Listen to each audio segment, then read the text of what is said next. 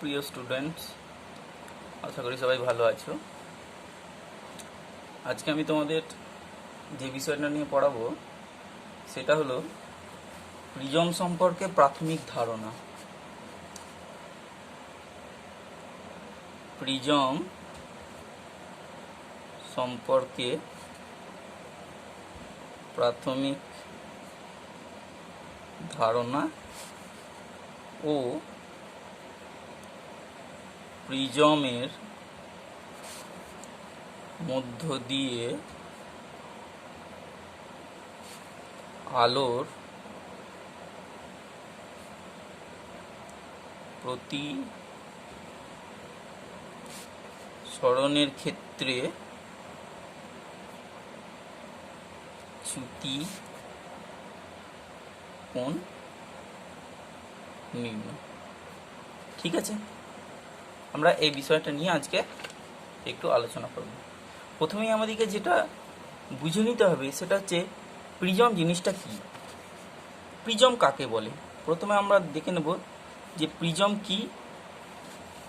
Prism কি সেটা হচ্ছে যে যদি কোনো সমসত্ব স্বচ্ছ মাধ্যম এমন আকারের হয় যার তিনটে আয়তকার তল এবং দুটি ত্রিভুজাকার তল দ্বারা সীমাবদ্ধ থাকবে, যা অর্থাৎ কি দুটি ত্রিভুজাকার তল ও তিনটি আয়তকার তল দ্বারা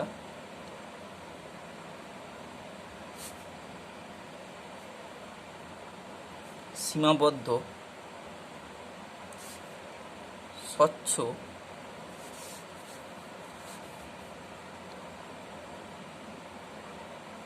প্রতিসারক মাধ্যমকেই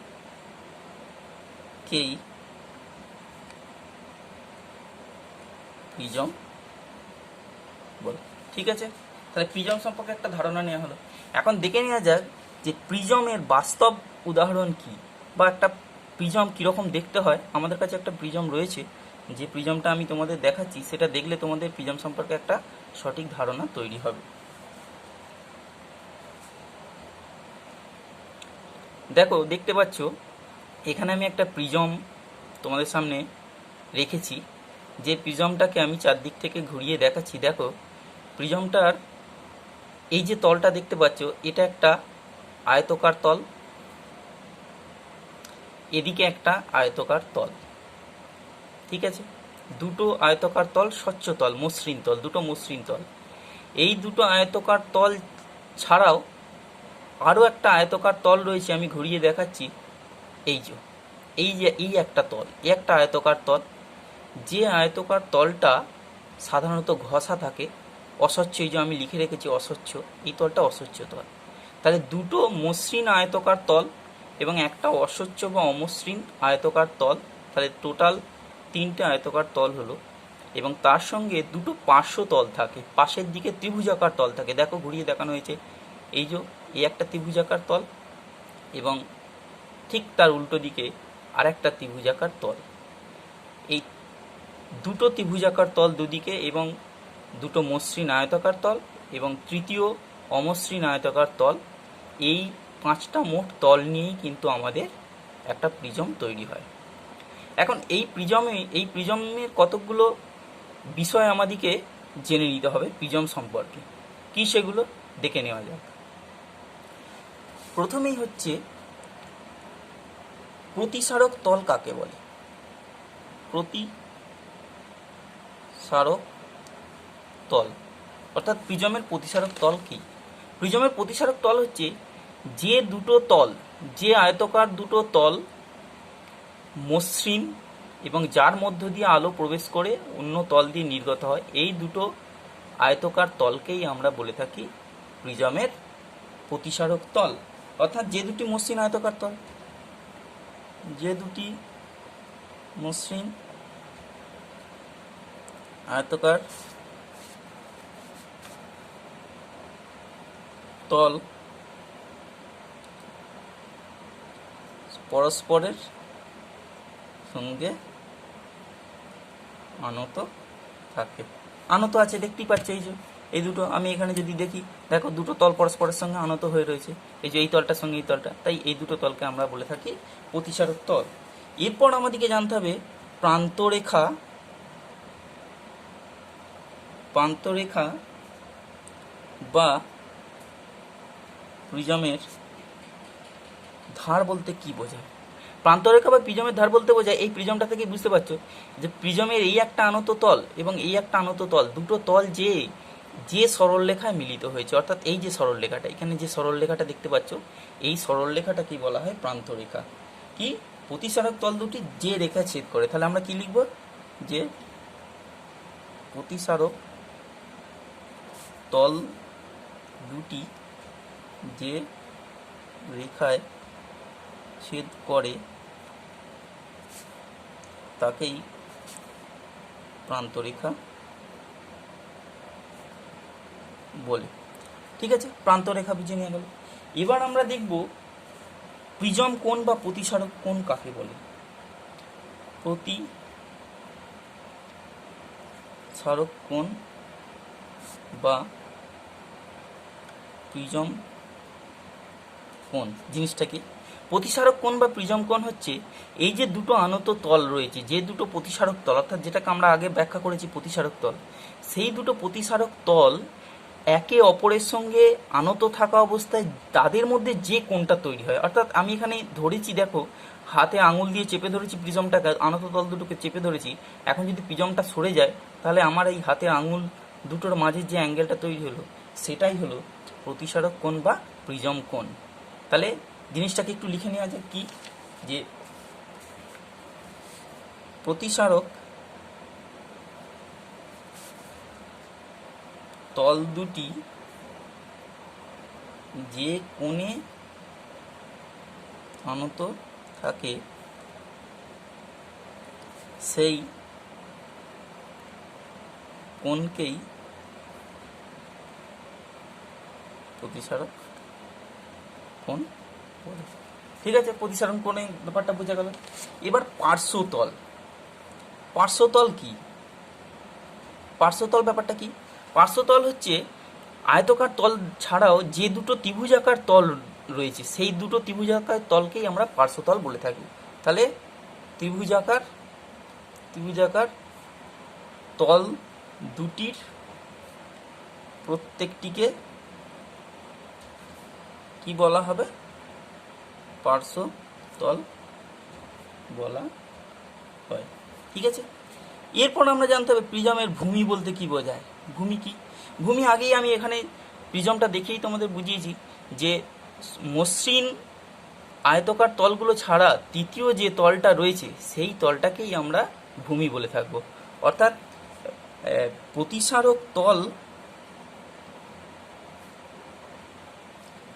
দুটি ছাড়া যে তৃতীয়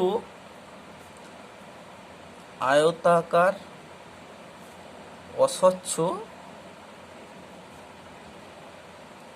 তলটি থাকে তাকেই আমরা বলে থাকি ভূমি। এরপর আমরা চলে আসবো কি, প্রধান ছেদ কাকে বলা হয়। প্রধান ছেদ ব্যাপারটা কি? প্রধান ছেদ ব্যাপারটা হচ্ছে এই যে দেখতে পাচ্ছ প্রিজমের প্রান্তরেখা, এখন প্রান্তরেখার সঙ্গে লম্বভাবে যদি একটা তল কল্পনা করা যায় তাহলে প্রান্তরেখা, এটা প্রান্তরেখা, তাহলে পেনটা আমি এই প্রান্তরেখা বরাবর বসিয়েছি যে প্রান্তরেখা, তাহলে এই প্রান্তরেখার সঙ্গে লম্বভাবে যদি তল কল্পনা করি তাহলে তলটা এইভাবে যাবে, তলটা আমরা এইভাবে যাবে, এই ওপর নিচে মানে এরকম যাবে, আমি পেন দিয়ে দেখাচ্ছি, দেখো এইভাবে এটা নিচে দিয়ে যাবে এবং এখান থেকে এইদিকে যাবে, এবং এইভাবে যে তলটা আমরা কল্পনা করব সেই তলটাকেই বলা হবে প্রিজমের প্রধান ছেদ। অর্থাৎ কি জিনিসটা, সেটা হচ্ছে প্রান্তরেখার সঙ্গে সমকোণে অবস্থিত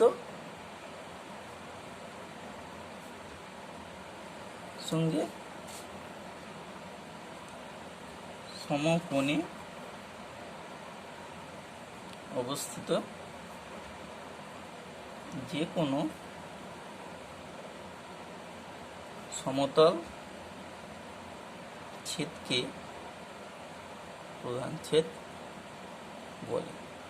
ঠিক আছে, এখন যদি একটা প্রিজমের চিত্র অঙ্কন করা যায় তাহলে তোমরা আরেকটু ব্যাপারটা বুঝে নিতে পারবে। আমি এখানে একটা প্রিজমের চিত্র আঁকছি, যদিও আমি এটা পেন দিয়ে হাতে আঁকছি, কিন্তু এটা আঁকতে গেলে আমাদের স্কেল ব্যবহার করতে হবে, অবশ্যই স্কেল পেন্সিল।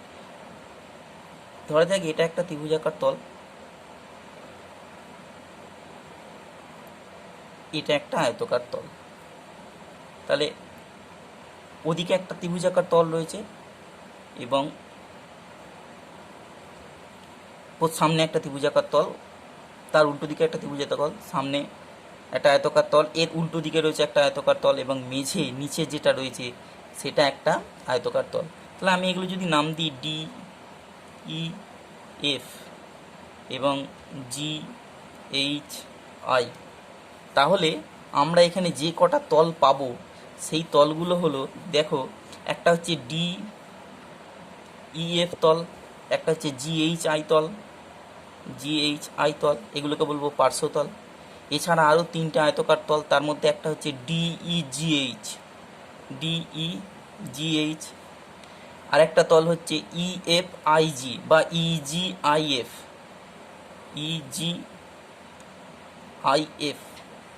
আর নিচে যে তলটা রয়েছে ডিএইচআইএফ, যেটা আমরা এখানে প্রিজমে দেখিয়েওছি। দেখো প্রিজমে এরকম লিখেও রেখেছি, এইভাবে তলগুলো আমরা বুঝতে পারবো। তাহলে এই তিনটে হচ্ছে আয়তকার তল এবং এটা হচ্ছে পার্শ্বতল, ত্রিভুজাকার তল।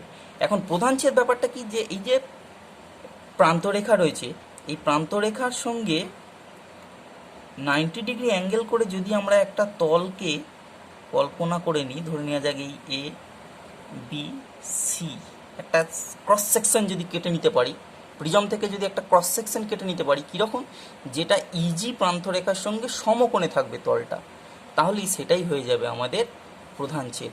তাহলে এখানে এ বি সি প্রধান ছেদ। এখন আমাদের প্রিজমের চ্যুতিকোণ নির্ণয় করতে গেলে আমরা প্রধান ছেদ নিয়েই কাজ করব। এবার আমাদের যা কিছু কাজ তা কিন্তু প্রধান ছেদের ওপরই কাজ হবে। ঠিক আছে, তাহলে দেখে নেওয়া যাক এবার আমরা প্রিজমের চ্যুতি কী করে নির্ণয় করব, দেখে নেওয়া যাক। সময় বাঁচানোর জন্য আমি আগে থেকেই একটা এখানে ডায়াগ্রাম এঁকে রেখেছি, যে ডায়াগ্রামটা তোমাদেরকে আমি বুঝিয়ে দিচ্ছি, সেই ডায়াগ্রামটা তোমাদেরকেও আঁকতে হবে প্রিজমের ক্ষেত্রে আমাদের চ্যুতি নির্ণয় করতে গেলে। প্রিজমের ক্ষেত্রে চ্যুতি নির্ণয় অনেক সময় এটাকে আমাদের এইভাবেও প্রমাণটা পড়ে, যে প্রমাণ করো যে delta is equal to I1 plus I2 minus A, এগুলোর পরিচয় পরপর দেওয়া হবে। ডেল্টা চ্যুতিকোণ সমান I1 প্লাস I2 মাইনাস এ, এই প্রমাণ হিসাবেও আমাদের অনেক সময় পড়ে। এখন এখানে এই প্রমাণ করতে গেলে বা প্রিজমের ক্ষেত্রে চ্যুতি নির্ণয় করতে গেলে আমাদের যে ডায়াগ্রামটা লাগবে সেটা এঁকে রেখেছি, আমি একটু বুঝিয়ে দিচ্ছি এবং লেবেল করে দিচ্ছি তার সঙ্গে সঙ্গে। দেখো এখানে আমি একটা প্রিজমের প্রধান ছেদ দেখেছি, যার নাম দিলাম এ বি সি, প্রিজমের প্রধান ছেদ। এখন এই এ বি সি প্রিজমের প্রধান ছেদের এ বি তলে, দেখো এ বি তলে একটা রশ্মি পি কিউ আপতিত হয়েছে, রশ্মি চিহ্ন দিলাম, পি কিউ রশ্মি আপতিত হয়েছে। এখন এই পি কিউ রশ্মি কিউ বিন্দু থেকে প্রতিসরণ হয়েছে, কিউ বিন্দু থেকে প্রতিসরণ হওয়ার ফলে কাঁচ মাধ্যমের মধ্য দিয়ে এই কিউ আর পথে প্রতিষ্ঠিত হয়েছে, এবং কিউ আর পথে প্রতিষ্ঠিত হওয়ার পর দ্বিতীয় তলে অর্থাৎ এসি তলে আর বিন্দু থেকে প্রতিষ্ঠিত হয়ে আর এস পথে বেরিয়ে গেছে। ঠিক আছে, তাহলে পি কিউ আর এস এটা হচ্ছে রশ্মির গতিপথ। এখন কিউ বিন্দুতে যদি আমরা অভিলম্ব টানি, অর্থাৎ এবি তলের ওপর যদি আমরা লম্ব টানি, তাহলে লম্বটা এরকম লম্বটা হবে, এই সরলরেখাটা একটা লম্ব হবে বাইরের দিকে, আর কাঁচের ভেতরে হবে এইটা। তাহলে আমি এটার নাম দিলাম, ধরে নেওয়া যাক এটা এন কিউ ও, এবং এই আর বিন্দুতে যে অভিলম্ব অর্থাৎ এবি তলের ওপর, এই এসি তলের ওপর যে লম্বটা, সেটার নাম দিলাম ও এম অভিলম্ব। ঠিক আছে, এখন আমরা চ্যুতি নির্ণয় করতে গেলে চ্যুতি কাকে বলে আগের ক্লাসে আমি পড়িয়েছি, যে চ্যুতি ব্যাপারটা হচ্ছে যে আলোকরশ্মি প্রাথমিকভাবে কোন পথে যাচ্ছিল। প্রাথমিকভাবে কিন্তু প্রিজমটা যদি না থাকতো তাহলে আলোকরশ্মিটা যেত পি কিউ এই টি ডি পথে, পি কিউ টি ডি পথে বেরিয়ে যেত। কিন্তু প্রিজমটা থাকার ফলে এখন আলোকরশ্মিটা পি কিউ আর এস পথে চলে গেছে। অর্থাৎ প্রকৃতপক্ষে আলোকরশ্মিটা যাচ্ছিল পিকিউ ডি পথে, এখন ফাইনালি আলোক রশ্মি বেরিয়ে এসেছে কোন পথে? আর এস পথে। তাহলে এখন এই আর এসটাকে যদি আমি পেছনের দিকে বর্ধিত করি, তাহলে আমাদের যে অ্যাঙ্গেলটা পাবো, অর্থাৎ মূল রশ্মির গতিপথের সঙ্গে ফাইনাল রশ্মির গতিপথ যে অ্যাঙ্গেল সৃষ্টি করবে, অর্থাৎ যতটা বাঁকবে মূল রশ্মি তার গতিপথ থেকে যতটা অ্যাঙ্গেল ঘুরে আসে ফাইনাল রশ্মি নির্গত হবে, সেটাই হবে চ্যুতিকোণ। এবং এখানে চিত্রানুযায়ী চ্যুতিকোণ হবে ডিটিএস বা ডিটিআর, যেটাকে এখানে আমি ঘিরে দিচ্ছি এবং ডেল্টা চিহ্নিত করছি। তাহলে এই ডেল্টাটাই আমাদের নির্ণয় করতে হবে, চ্যুতিকোণের মান নির্ণয় করতে হবে। অর্থাৎ চ্যুতিকোণ, এবার আমি এখানে কাগজে চলে আসছি, তাহলে এখানে আমাদের চ্যুতিকোণ নির্ণয় করতে হবে। চ্যুতিকোণ অ্যাঙ্গেল ডিটিআর, যেটাকে আমরা ডেল্টা বলে থাকছি, ডিটিআর ইজ ইকুয়াল টু পথে, এটাই আমাদের বের করতে হবে, এটাই আমাদের প্রশ্ন ছিল।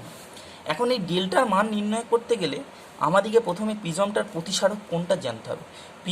প্রিজমের এ বি এবং এসি তল দুটি পরস্পরের সঙ্গে যে কোণটা উৎপন্ন করেছে সেটা আমরা এ কোণ ধরে নিচ্ছি, এটাই প্রতিসারক কোণ। এবং কি ধরে নিচ্ছি, যে পিকিউ রশ্মি কিউ বিন্দুতে I1 আপাতন কোণে আপতিত হয়েছে এবং R1 প্রতিসরণ কোণে প্রতিষ্ঠিত হয়েছে। এবার কিউআর রশ্মি R1 R2 কোণে আপতিত হয়েছে, এখানে এই বিন্দুতে আপতিত হয়েছে, এবং I2 কোণে দ্বিতীয় তল থেকে নির্গত হয়ে গেছে।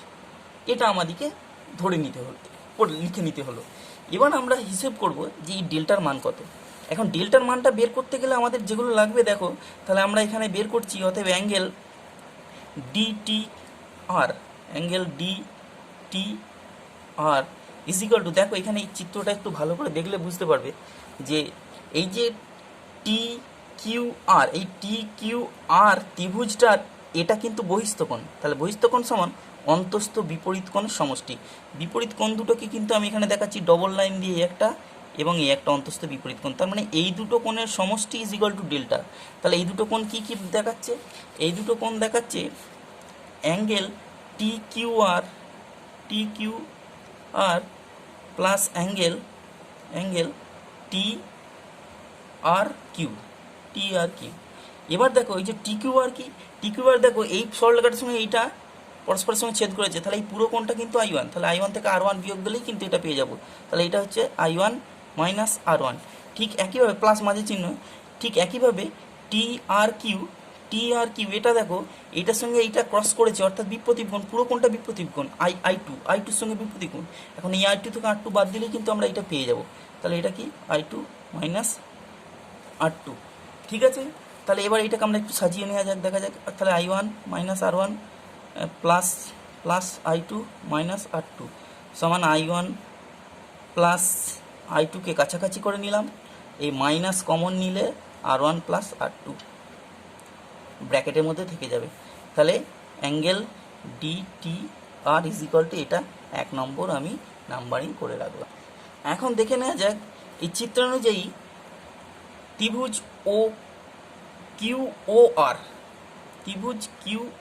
ও আর এর দেখো তিনটে কোণের যোগফল কিন্তু 180 ডিগ্রি আমরা জানি, অর্থাৎ কি angle R1 plus angle R2 plus angle Q O R is equal to 180 degree, এটা আমরা জানি। এবার দেখো যে চতুর্ভুজ এ কিউ ও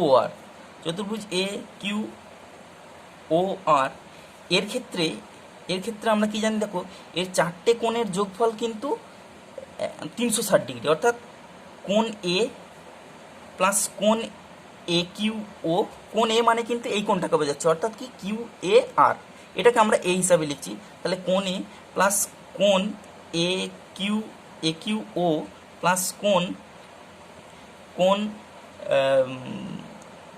কিউ ও আর প্লাস কোণ ও আর এ, এরা কিন্তু মোট 360 ডিগ্রি, কারণ একটা চতুর্ভুজের চারটে কোণের যোগফল 360 ডিগ্রি। এখন দেখো এই 360 ডিগ্রি কোণের মধ্যে এ কিউ ও এবং এ ও আর এ বা এ আর এ, এরা কিন্তু 90 ডিগ্রি, কারণ লম্ব, এই সরলরেখাটা ও কিউ সরলরেখা লম্ব এবং ও আর সরলরেখা লম্ব, তাহলে এই দুটোর যোগফল কিন্তু 90 + 90 180 180 90 90 করে। তাহলে আমরা এখান থেকে কিন্তু যেহেতু angle A Q O plus angle O R A সমান 90 ডিগ্রি প্লাস 90 ডিগ্রি সমান 180 ডিগ্রি, অতএব অ্যাঙ্গেল এ প্লাস অ্যাঙ্গেল এই 2 নম্বর থেকে পাচ্ছি, হ্যাঁ 2 নং থেকে, তো 2 নং থেকে আমরা কি পাচ্ছি, তাহলে angle A plus angle Q O R is equal to বাকি 180 ডিগ্রি, 360 ডিগ্রি থেকে 180 ডিগ্রি চলে যাচ্ছে দুটোর জন্য, তাহলে 360 ডিগ্রি 180 ডিগ্রি, তাহলে এটা আমরা 3 নম্বর করতে পারি। এখন 1 নম্বর আর 3 নম্বরের মধ্যে যদি আমরা তুলনা করি তাহলে বুঝতে পারবো, সরি 1 নম্বর নয়, এখানে আমরা লেবেলিংটা আমি 1-এর এ দিয়ে রাখি।